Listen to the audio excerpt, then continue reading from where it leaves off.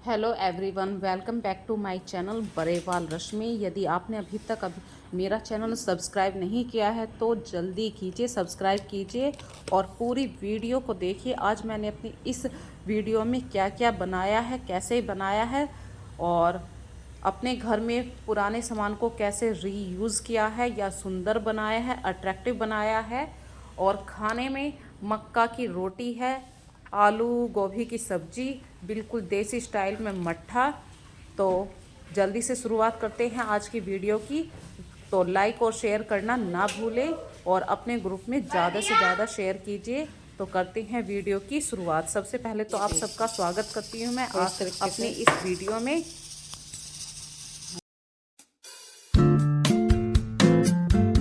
दिवाली का त्यौहार आ चुका है और मैं लेने के लिए आ गई हूँ कुछ प्यारे से फूल और एक इंडोर प्लांट लेना था। फूल आए हैं इस टाइम। सबसे अच्छा तो यही है कि मेरे को फूलों का बहुत शौक है और ये आप बार बार जानते होंगे, मेरी भाषा कुछ अलग तरीके से है। मेरे को बोल जाती हूँ मैं, पर अपनी भाषा नहीं छूटती है। देखिए कितना अच्छा अच्छा प्लांट्स निकला हुआ है। तो मैंने जो यहाँ से प्लांट्स लिए हैं उसका नाम है पाम, इंडोर प्लांट है वो। फूलों का जिसको शौक़ है, मैं एक बार कहना चाहती हूँ यहाँ पे एक बार ज़रूर आके देखें। भरी हुई नर्सरी है इस टाइम और हर तरीके की वैरायटी यहाँ पर मिल जाती है। तो प्लांट से प्यार कीजिए, खूब सारे इंडोर प्लांट लगाइए, आउटडोर प्लांट्स लगाइए, फ्लावरिंग वाले प्लांट्स लगाइए। तो ये दोनों प्लांट्स आए हैं अभी ये दो प्लांट्स लेके आए हैं। एक इंडोर प्लांट्स है, एक गमला है और हस्बैंड अभी लॉक खोल रहे हैं मेन गेट। आप इस समय किसी भी नर्सरी में जाएंगे तो इतने सारी सुंदर सुंदर वैरायटी आई हुई है। तो अपनी ज़रूरत के हिसाब से ज़रूर प्लांट्स खरीदिए। अपने घर में जितने सुंदर प्लांट लगाएंगे घर उतना सुंदर अच्छा लगेगा, डेकोरेटिव लगेगा। और सबसे अच्छी बात है कि आपका दिल इतना खुश हो जाएगा प्लांट्स को देख के, फ्लावर्स को देख के। तो ये मैं गमला इसलिए लेके आई थी, जो मेरी तुलसा जी है वो प्लास्टिक के गमले में थी और तुलसा जी कार्तिक के महीने में मैं पूजा करती हूँ। तो मुझे ये गमला मिट्टी का चाहिए था। और सबसे अच्छी बात है, ये अच्छे दिन चल रहे हैं, दिवाली में सबसे अच्छी पूजा पाठ साफ़ सफाइयाँ हो जाती हैं। तो मैंने अपनी तुलसी जी का भी गमला चेंज कर दिया और लगे हाथ इन पे पेंट भी हो जाएगा। तो मैं तुलसा जी के गमले पे ऑरेंज कलर का पेंट करूँगी। और ये मेरे घर की कुछ ऐसी चीज़ें हैं जो हमेशा मैं इनको पेंट करके न्यू कर देती हूँ। कहते हैं ना, रीयूज़ करिए चीज़ों को। ओल्ड चीज़ें जो होती हैं उनको आप फेंकिए मत, उनका रीयूज़ भी करिए, उनको नया बनाइए, मॉडिफाई कीजिए। तो ये मेरे घर में है। तो ये मेटल के नटराज है मेरे घर में और ये बहुत पुराने हो गए थे, कहीं कहीं से इन पे से पेंट भी छूट गया था। और मतलब देखिए पीछे देखिए कैसी गंदी सी हो गई है। ये इसमें मेटल है तो ये सब होता ही है। तो साल में एक बार तो मैं इन पे पेंट करती ही हूँ। तो पीछे मैं कर दूंगी हल्का पेंट, लेकिन आगे पूरा डार्क गोल्डन दूंगी ताकि इसमें काफ़ी अच्छी तरीके से शाइनिंग आ जाए। और साफ़ सफाई के टाइम में इसका पेच भी ढीला हो रहा है, ये सारी चीज़ें भी मैं ठीक कर दूंगी अभी। तो करते हैं पेंट इसके ऊपर। और नटराज की जो ये मूर्ति है मेरी, ये काफ़ी पुरानी है। किसी ने कहा भी था कि नटराज को घर में नहीं रखते, पर मैं इन सब चीज़ों को नहीं मानती हूँ। दुनिया में भगवान, जब हम इस दुनिया में आए हैं तो कुछ ना कुछ अच्छा कुछ ना कुछ बुरा ज़रूर होता है। तो चीज़ों में हमेशा अच्छाइयाँ देखिए। किसी के कुछ भी सामान को रखने से ना कोई चीज़ अच्छी होती है ना बुरी होती है। जो होना होता है वो ऊपर वाले के हाथ में होता है, मैं इतना मानती हूँ। और दूसरी बात मैं ये मानती हूँ, जब हम इतना बड़ा शरीर हमें भगवान ने दिया है तो इसमें कुछ ना कुछ तो प्रॉब्लम भी आएगी। तो उस चीज़ का दोष देना कि भाई मैं ये बीमार पड़ गई हूँ, नटराज की मूर्ति मेरी घर में है, ऐसा कुछ नहीं होता है। हर चीज़ में पॉजिटिविटी देखिए। घर में इतने सारे सामान होते हैं, दुनिया में इतने सारे सामान होते हैं, फिर तो ये दुनिया कहीं पर भी नहीं रहेगी। तो फ्रेंड्स, मैं इस सोच के साथ हर सामान को खरीदती हूँ कि हमारे घर के लिए बहुत अच्छी है। अगर घर में आते ही किसी चीज़ के आते ही कोई प्रॉब्लम होती है तो उस चीज़ का उस प्रॉब्लम से कोई लेना देना नहीं होता। वो निश्चित था, वो चोट लगने निश्चित होती है और उस वस्तु का आना भी निश्चित होता है। तो अपनी सोच को थोड़ा सा पॉजिटिविटी की तरफ को लेके चलिए और हमेशा खुश रहिए। अब मैं एक सिंपल सा एग्जाम्पल दूँ। आप लोगों के घर में कितना सुंदर सुंदर सामान होता है, हमारे घर में भी होता है, लेकिन हस्बैंड वाइफ एक ऐसा रिश्ता होता है जहाँ पे मीठी नोक झोंक हमेशा होती रहती है। तो क्या सामान के आने से मीठी नोक झोंक नहीं होगी? होगी। वो इस रिश्ते का काम है। मीठी नोक झोंक होती ही रहती है, जब भी इस रिश्ते में प्यार भी बनता है। तो मैं यही कह रही हूँ लास्ट में भी कि चीज़ों को कभी भी ये मत जोड़िए कि ये इस चीज़ के आने से बहुत अच्छा हो जाएगा। बेडरूम में 7 घोड़े की तस्वीर लगाने से हमारा बेडरूम बहुत अच्छा हो जाएगा। मैं बिल्कुल आज़ाद ख्यालों की हूँ, ऊपर वाले पे विश्वास रखती हूँ।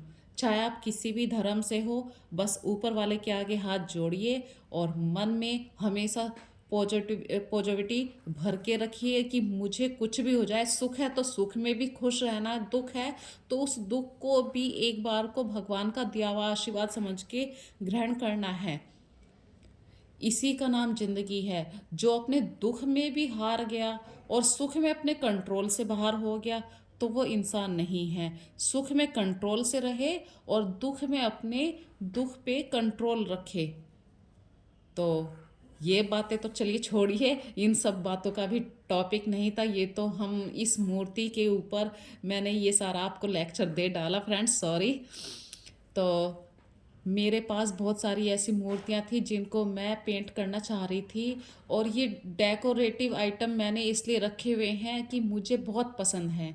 ये नटराज की मूर्ति मुझे किसी ने गिफ्ट दी थी, और आज से नहीं, ये कम से कम मुझे लग रहा 18-19 साल से मेरे पास है। और किसी ने एक प्लास्टिक की मूर्ति भी मुझे दी थी, लक्ष्मी माता की मूर्ति हैं। तो वो बात अभी आपके सामने फिर से आगे घूम फिर के, मैं कभी भी चीज़ों में ये नहीं देखती कि ये प्लास्टिक की मूर्ति है या मिट्टी की मूर्ति है। हाँ, भगवान जी जहाँ पे मेरा मंदिर है वहाँ पे मैं प्लास्टिक की मूर्तियाँ नहीं रखती हूँ। पर जो अगर मेरे घर में प्लास्टिक की मूर्ति है तो मैं उनको सुंदर बना के उन पे कलर या पेंट करके उनको डेकोरेटिव आइटम की तरह यूज़ करती हूँ। क्योंकि मेरे घर में एक प्लास्टिक की मूर्ति है और बहुत पुरानी थी। ना ही मैं इसको थ्रो करती हूँ कि भाई मुझे अच्छी नहीं लग रही थ्रो कर दिया, नहीं। इसको मैं पेंट करके अपने डेकोरेटिव आइटम या ड्राइंग रूम में रख दूँगी कहीं, और ऐसे कॉर्नर प्लेस पे रख दूँगी जहाँ पे ये बहुत ही सुंदर लगे। और सबसे अच्छी बात है, मैं ज़्यादातर इस मूर्ति को ऐसी जगह पे रखा करती हूँ कि सामने से कोई भी आए वो बंदा एक बार तो पक्का ही सोचेगा, अरे वाह कितनी सुंदर मूर्ति है। तो उसके माइंड में तो ये बिल्कुल नहीं रहेगा कि ये प्लास्टिक की मूर्ति है। तो चीज़ों को ऐसे रखिए कि सामने वाला यही सोचे कि बहुत सुंदर चीज़ है।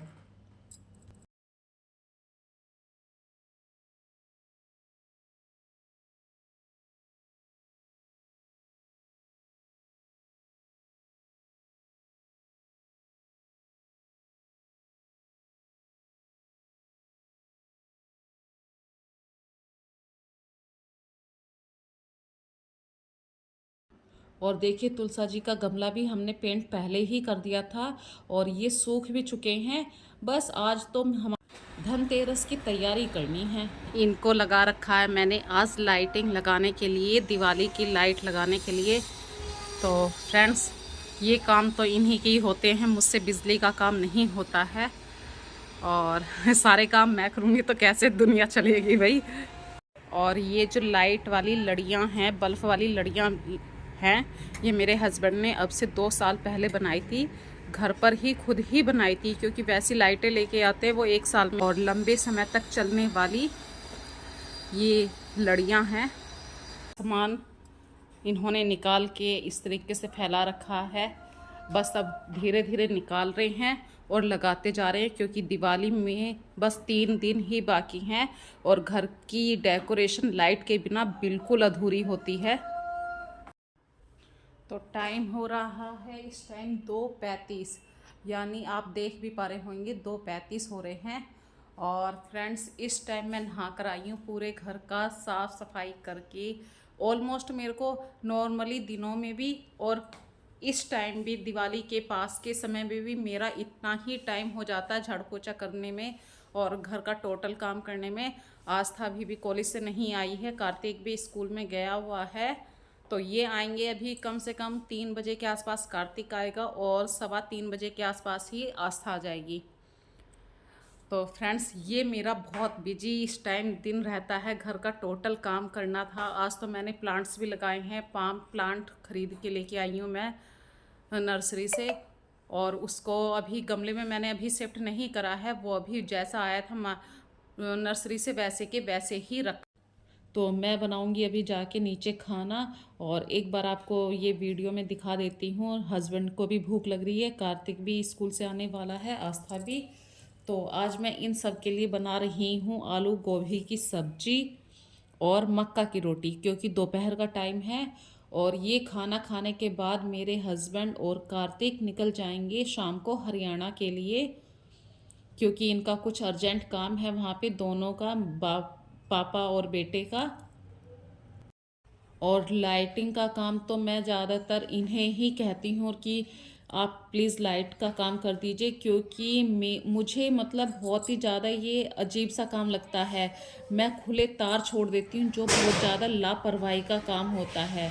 और पूरे घर में कहीं ना कहीं स्टील, लोहा या इस तरीके से दीवार पे यदि करंट उतर गया तो बहुत ही ज़्यादा ख़तरनाक है।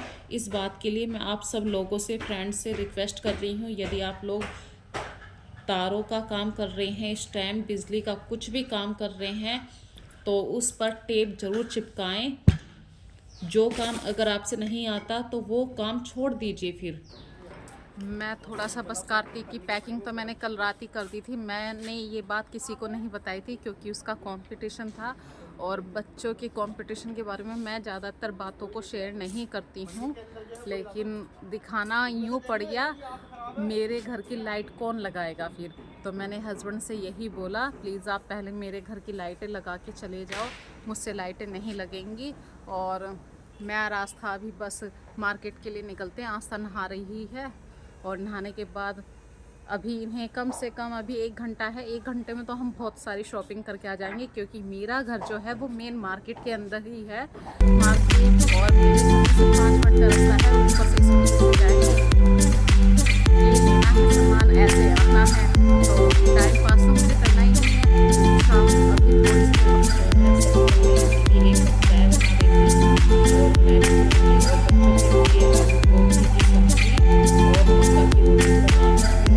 अभी मार्केट के काम के लिए, तो एक एक कप चाय हो जाए गर्मा गर्म। और नहाने के बाद तो मैं ज़्यादातर चाय ज़रूर पिया करती हूँ। आपने मेरी पहली वीडियो देखी होंगी, तो नहाने के बाद मैं अक्सर चाय पीते हुए मिल जाऊँगी किसी ना किसी वीडियो में। और सबसे बड़ी बात है कि चाय पी के थकान भी उतर जाती है। सुबह से मेरे हस्बैंड भी कुछ ना कुछ काम कर रहे हैं।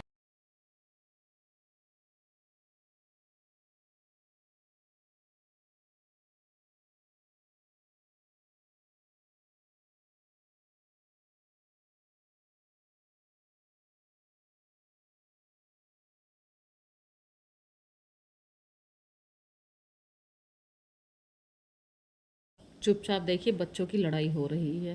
और ना लड़ो, अब लड़ो, दोनों लड़ो, दोनों लड़ो, खूब लड़ो दोनों बहन भाई, मैं दोनों को दिखा रही हूँ अब।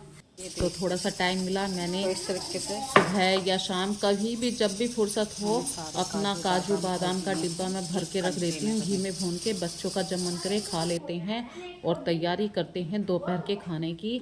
तो दही मैंने जमा दिया था, ये देखिए कितना बढ़िया तरीके से गाढ़ा दही जमा है। जब आप घर के दूध की दही जमाते हैं, बहुत अच्छी गाढ़ी दही जमती है। और बनाते हैं घर के दूध का मक्खन। तो ये 3 या 4 दिन के दूध की मलाई है, और फ्रेश मलाई को ही मैं मक्खन में कन्वर्ट कर देती हूँ ताकि वो यूज़ भी हो जाए। देसी घी भी हम यूज़ करते हैं, लेकिन मक्खन ज़्यादा यूज़ करते हैं, क्योंकि यदि यूज़ नहीं करेंगे तो फिर इसका देसी घी बनाना पड़ेगा। और जब आप सिर्फ मलाई को इकट्ठा करते हैं, उसमें दूध की मात्रा नहीं रखते हैं, तो वो बहुत जल्दी घी बन जाता है। ये देखिए मैंने ज़्यादा नहीं इसको फेंटा है, घी और दूध दोनों अलग हो गए हैं। अब यदि इसमें और भी ज़्यादा बिल्कुल घी और दूध को अलग करना है तो मैं इसमें थोड़ा सा पानी और डाल दूँगी, ताकि बिल्कुल एक्स्ट्रा मट्ठा भी मेरा अलग हो जाए। तो आप ताज़ा पानी ले सकते हैं या ऐसे मतलब नॉर्मल ठंडा पानी भी ले सकते हैं। सर्दियों के दिन आने शुरू हो गए तो मैंने बिल्कुल नॉर्मल पानी ही लिया है, और पानी डालते ही इसको 2-3 बार इसको फेंटना है, तो आपका घी अलग हो जाएगा और मट्ठा अलग हो जाएगा। और इस मट्ठे को आप किसी सेपरेट बर्तन में कर लीजिए। आप चाहे इसको पी सकते हैं या अपना कढ़ी बनाने के लिए स्टोर कर सकते हैं, क्योंकि ये हमारा बिल्कुल ताज़ा मट्ठा है। मैं ज़्यादा दिन पुरानी मलाई नहीं जोड़ा करती हूँ। ज़्यादा से ज़्यादा आप 5 दिन की मलाई कर लीजिए, और फ्रिज में मलाई बिल्कुल ख़राब नहीं होती है। साथ में उसमें नीचे जामुन लगा रहता है, तो उस वजह से वो दही के रूप में वो जमी हुई रहती है, तो हमारा घी बिल्कुल ताज़ा रहता है।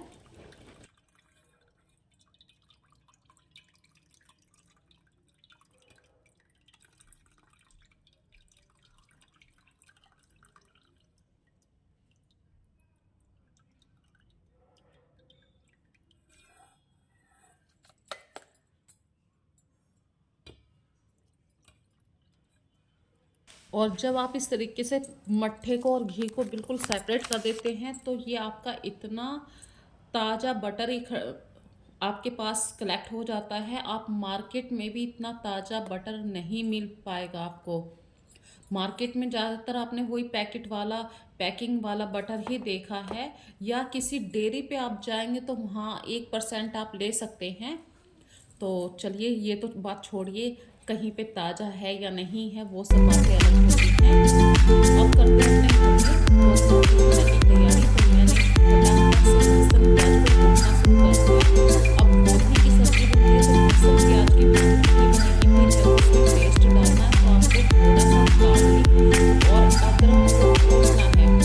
जितना यदि आप दरदरा कूट के आप सब्जी में तड़का लगाएंगे तो इसका बहुत अच्छा फ्लेवर आता है। और मैं आलू गोभी की सब्जी में हमेशा अदरक और लहसुन को कूट के ही डाला करती हूँ। मैं मिक्सी में ग्राइंड नहीं करती हूँ। ग्राइंड और कुटे हुए लहसुन में फ़र्क आता है, दोनों के टेस्ट में फ़र्क आ जाता है।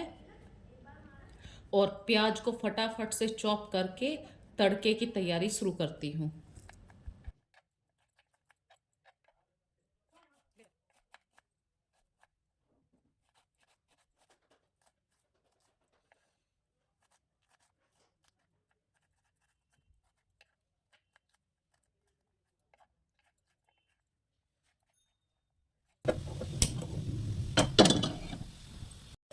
तो आज बना रही हूँ मैं आलू गोभी की सब्जी। मैंने कढ़ाई रख दी है और कढ़ाई में डाला प्योर सरसों का तेल। और आलू गोभी की सब्जी कढ़ाई में बहुत स्वादिष्ट बनती है। यदि आप इसे कुकर में बनाएंगे उसका अलग टेस्ट होगा, और कढ़ाई में बनाएंगे तो उसका अलग टेस्ट होगा। तो एक बार कोशिश करना, कढ़ाई में बना के देखिए आलू गोभी की सब्जी कैसे बनती है। फटाक से बहुत अच्छी रेसिपी है। जब आपका तेल गरम हो जाए, इसमें से स्मोक सा निकलने लगेगा, तो आप इसमें डालिए जीरा, हींग। और जब आपका जीरा तड़कने लगे, चटकने लगे, यानी आपका जीरा चटकने लगे, आप इसमें डाल दीजिए लहसुन और अदरक का जो आपने अभी कूट के पेस्ट डाला है। मैंने ग्राइंड नहीं करा है, कूटा है अदरक और लहसुन के पेस्ट को। अदरक और लहसुन के पेस्ट को मैंने कूट के डाला है। अब डाल रही हूँ चॉप प्याज, अनियन, और बढ़िया तरीके से इसको फ्राई होने दीजिए। जब ये आपका गोल्डन फ्राई हो जाए तब आप इसमें अपनी सब्जी डालिए, आलू गोभी कटे हुए। देखिए प्याज पूरा गोल्डन हो गया और मैंने इसमें कटा हुआ गोभी और आलू डाल दिया है।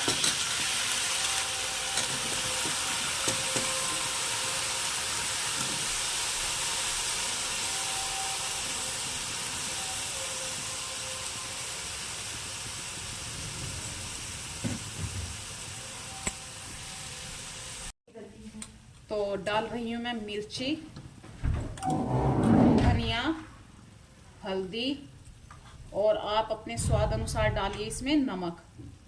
जैसा भी आप नमक खाते हैं, हम थोड़ा सा चटक नमक खाते हैं, और इसे अच्छे से मिक्स करना है।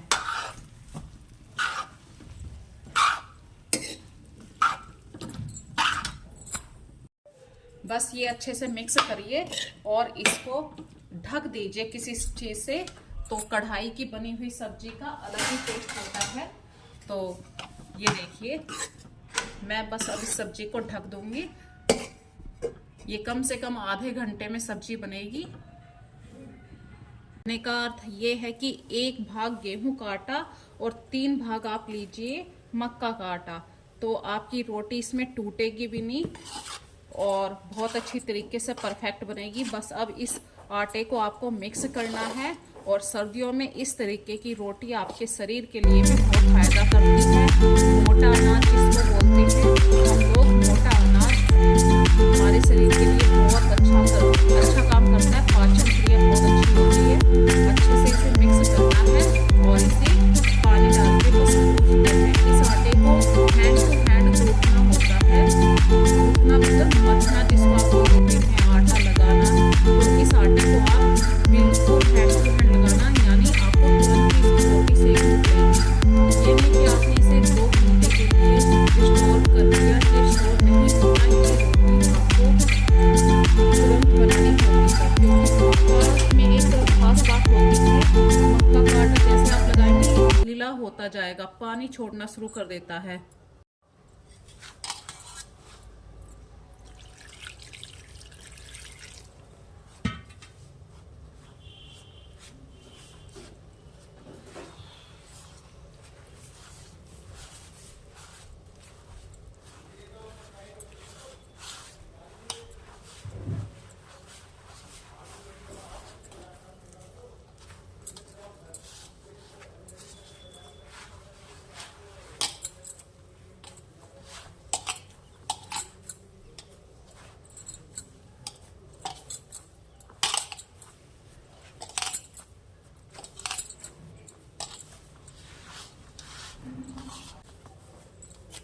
जब आप मक्का के आटे को लगाते हैं तो इतना उसको गूंथना होता है कि वो एक चिकना डो तैयार हो जाए, और जब भी इसकी रोटी बहुत ही स्वाद बनेगी और आपको बनाने में डिफ़िकल्ट नहीं होगी। मक्का की रोटी अगर आपके हाथ से 1-2 बार टूट जाती है तो आप बिल्कुल परेशान मत होइए। मक्का की रोटी तो हर मक्का किसी का से आटा टूट मैंने जाती लगा है। दिया है। बस इसे मुश्किल से मुश्किल आप इसे 5 मिनट के लिए रखिए, ताकि इसमें हल्का सा ढीलापन, और आप तवा इसमें तेज गरम रखेंगे। ये आटा हमने थोड़ा सा ढीला बनाया है ताकि मुझे रोटी बेलने में दिक्कत ना हो। और इससे पहले की तैयारी मैं करती हूँ, मट्ठा बना रही हूँ। आज मैं आपको बिल्कुल मोटे अनाज की रोटी दिखा रही हूँ। सूखी सब्जी है और साथ में है मट्ठा और मखनी घी, बिल्कुल। तो ये देखिए, रात मैंने दही जमाया था, काफ़ी अच्छा दही है। इसमें मैं थोड़ा सा पानी और डालूंगी। मुझे इस दही का मट्ठा बनाना है। तो मट्ठा बनाने के लिए पहले मैं इसे बेलती हूँ। आप इस तरीके से मट्ठे को मथ लीजिए। चाहे तो आप स्वाद के अनुसार इसमें भुना हुआ जीरा भी डाल सकते हैं, मसाला भी डाल सकते हैं नमक मिर्च का, पर हम फीका मट्ठा पियेंगे क्योंकि सब्जी है और मक्का की रोटी है। मक्का की रोटी पे हम नमक मिर्च लगाते हैं। तो इस टाइम मैं प्लेन मट्ठा बच्चों को दूंगी आज खाने में। रोटी नहीं खा के जा रही?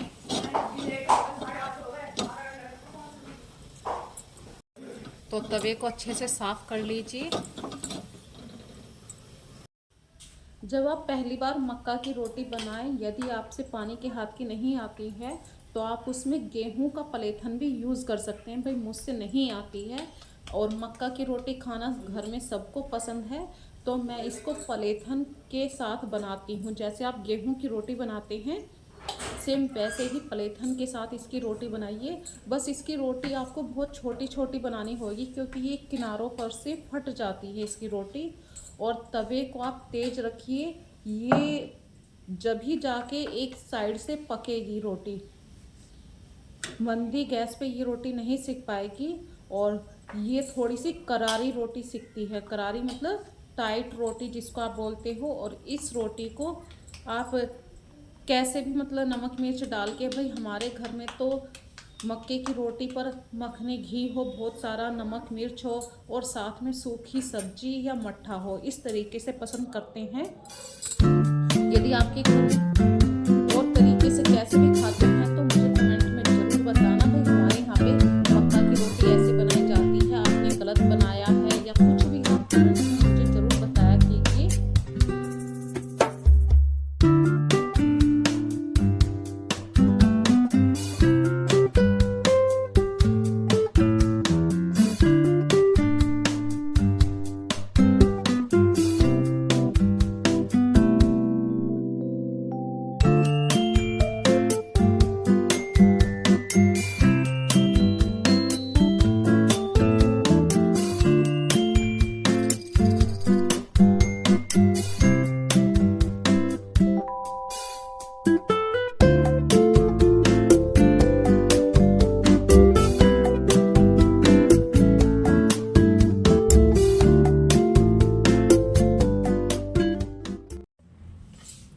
और आलू गोभी की सब्जी मैंने कढ़ाई में बनाई है तो बहुत स्वाद, मतलब देखने में तो बहुत अच्छी है। आज तो बच्चे भी कह रहे हैं कि मम्मी बहुत अच्छी खुशबू आ रही है।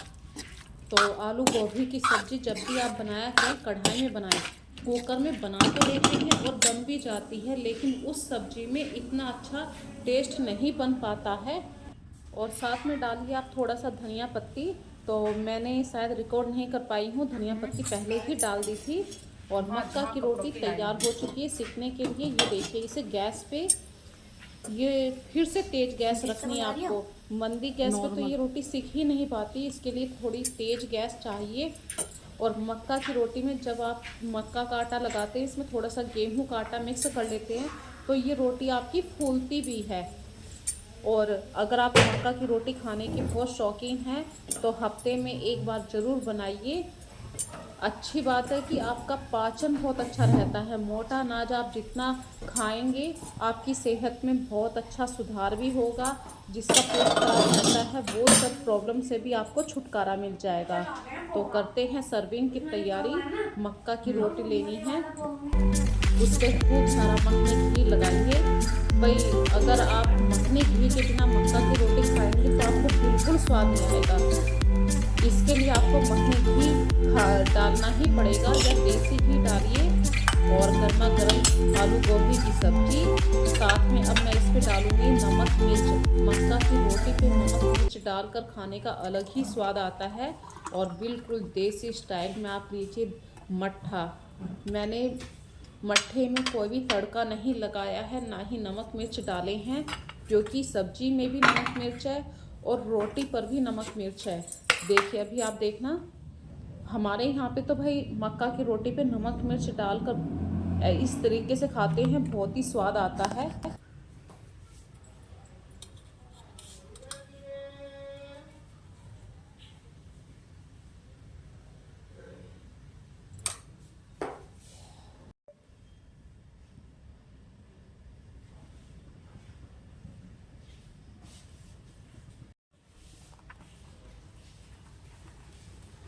तो आ रहा है ना मुंह में पानी देखते ही मक्का की रोटी। यही रोटी यदि आप किसी रेस्टोरेंट में जाके खाएंगी कि भाई मक्का की रोटी दे दो खाने में, मतलब इस तरीके से जैसे आप रेस्टोरेंट में जाते हैं कि सरसों का साग, मक्का की रोटी या देसी स्टाइल का खाना, तो वो बहुत ज़्यादा कॉस्टली भी बैठता है। और 5 स्टार होटल में तो भाई आपकी जेब अच्छी तरीके से पक्का ढीली हो जाएगी। तो घर में बनाइए, भले ही आपकी रोटी एक बार टूटे 2 बार टूटे कोई बात नहीं, पर बहुत ही आपने ज़िंदगी में इतना बढ़िया स्वाद आप शायद मिस कर रहे होंगे अभी तक। तो एक बार मक्का की रोटी जरूर बनाएं। मक्का की रोटी बनाना इतना भी टफ नहीं है।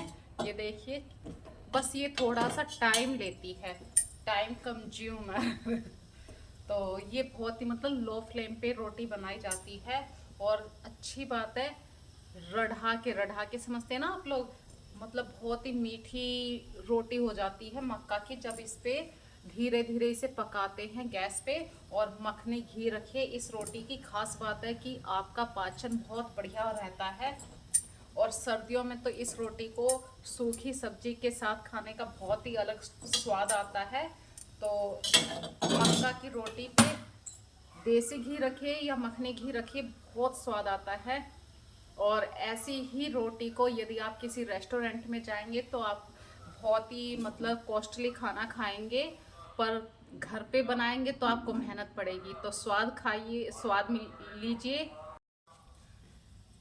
मक्का के आटे को आप कितना भी ढीला बनाइए, ये धीरे धीरे से ऐंठना शुरू करता है। तो मैंने काफी पतला आटा बनाया था, फिर भी काफी टाइट हो गया है, यानी पतले से ये टाइट की तरफ को कन्वर्ट हो जाता है।